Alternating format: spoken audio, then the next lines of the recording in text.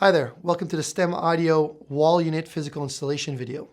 What we're going to cover in this video is actually how to install and start using your wall device. So the first step is going to be to make all the necessary connections.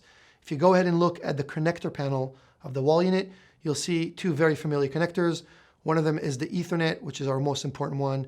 Just remember, this is both your data and your power.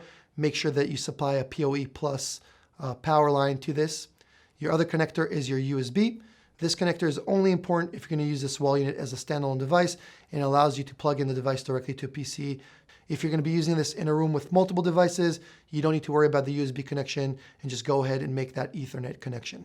Once you made that connection, give the device a minute or two to boot up. Once you've plugged in the device and it powers on, you'll see the blue lights dancing from side to side. That's the device booting up. All that's left is to go ahead and place or mount your device. The wall unit can just be placed on any surface. It's got rubber feet, so you can go ahead and place it just on a credenza or whatever you have in the front of the room. Or you can go ahead and mount it on the wall, and that's when you're going to refer to the back of the device. Notice that you have two keyholes on it. The keyholes are designed for screwing it into a wall surface. So to do that, go ahead and grab a level, measure exactly 16 inches apart, and then put in two screws into your wall. Make sure that you're using the right screws. They need to be able to hold up to 14 pounds of weight. Once the screws are in the wall, if you look at the top of the plastic of the device, you'll actually see two notches in the plastic.